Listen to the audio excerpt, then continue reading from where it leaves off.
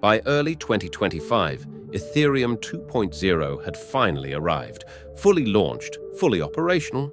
After years of delays and incremental steps, the network had completed its transition to proof of stake, promising faster speeds, lower fees, and better scalability. The crypto world celebrated.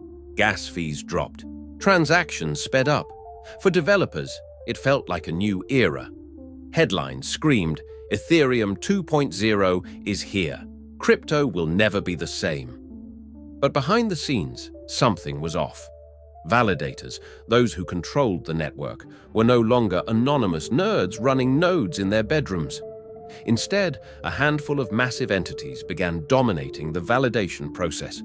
Among them, BlackRock, JP Morgan, and a mysterious holding company registered in the Cayman Islands. Decentralization, the very heart of Ethereum's mission, was quietly slipping away. Some noticed. A few developers on crypto Twitter raised alarms, but their voices were drowned out by the hype. After all, ETH's price had just hit a new all-time high. No one wanted to hear bad news. 3 months after the full launch of ETH 2.0, on-chain data revealed something shocking. Just 7 wallet addresses controlled over 64% of Ethereum's staking power. Crypto sleuths quickly identified the owners. Among them was a validator node backed by a $10 billion fund from Axiom Capital, a subsidiary of Axiom Trade. Another was traced to a wallet long believed to be connected to Bybit Ventures, though the exchange denied any official link. Reddit exploded. So did X, formerly Twitter. The hashtags number #ETHcentralized and number sold out chain started trending. Meanwhile, developers behind major DeFi platforms began to panic. MakerDAO, Aave, and Uniswap had built their entire future on the assumption of a neutral, decentralized Ethereum. But now, with just a few players able to influence the entire chain, even governance proposals could be manipulated. Vitalik Buterin released a long blog post titled "Decentralization is a Spectrum." It tried to calm the community, but for many, it felt like a retreat from everything Ethereum once stood for. Behind the curtain, private meetings were happening, calls between ETH Foundation members and Wall Street firms. Not about technology, but about control. Behind every upgrade, there's funding, and Ethereum 2.0 wasn't cheap. Leaked documents, first posted anonymously on a decentralized forum, then confirmed by whistleblowers, showed that over $200 million in development grants had come not from the Ethereum Foundation, but from private equity firms and banks with crypto arms. BlackRock Digital, Goldman Crypto Desk, and Axiom Trade were all mentioned, but these weren't donations, or they came with strings attached. Control over validator slots, influence on future Ethereum improvement proposals, EIPs, and in some cases, priority access to Layer 2 scaling infrastructure. The documents exposed how deeply intertwined Ethereum had become with legacy finance. What was once an open-source community effort now looked like a boardroom acquisition. Crypto influencers were split. Some defended the changes, calling them a necessary evolution. Others declared Ethereum dead. A few switched to building on alternative chains like Avalanche and Solana, reigniting old rivalries. But most regular users, they didn't notice.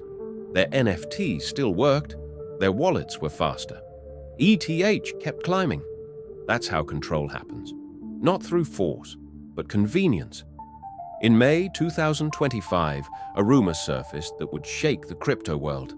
A respected security researcher published an alarming thread, a theoretical kill switch buried deep in Ethereum's new validator code. If triggered, it could allow dominant stakers to pause, redirect, or censor smart contract activity, especially on DeFi platforms deemed risky.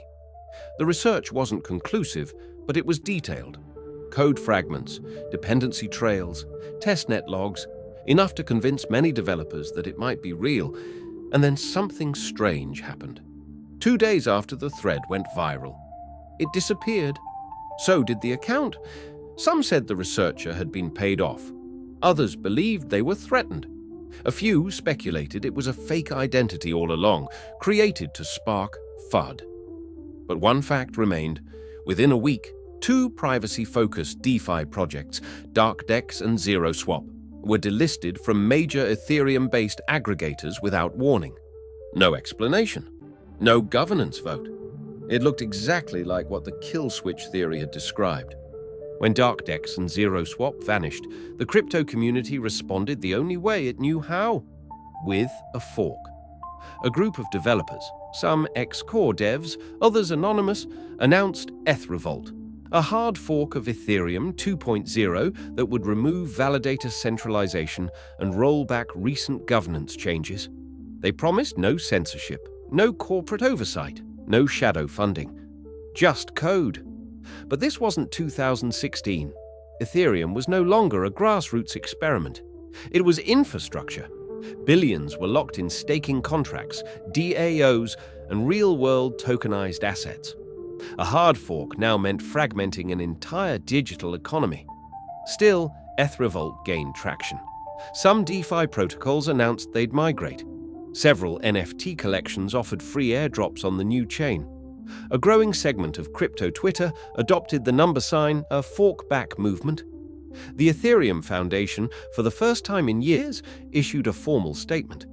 We support innovation, but we do not support recklessness. The message was clear. Ethrevolt was a threat, but the movement had one ace up its sleeve, a secret alliance that would change everything.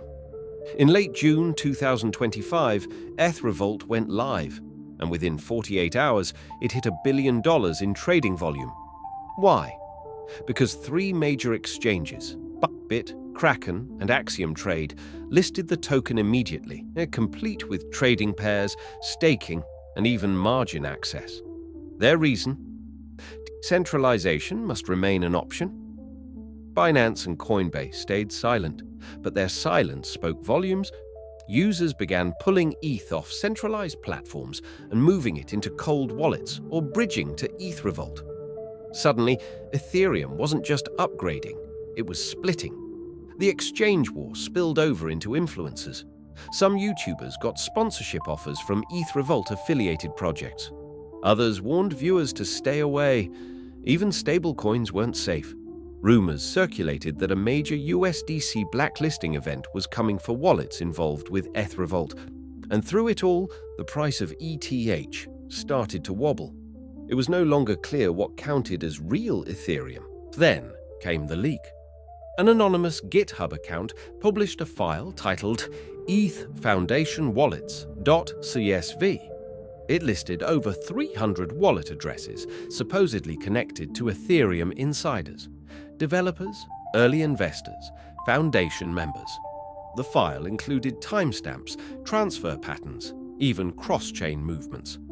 Analysts on X, formerly Twitter, and Reddit quickly found patterns.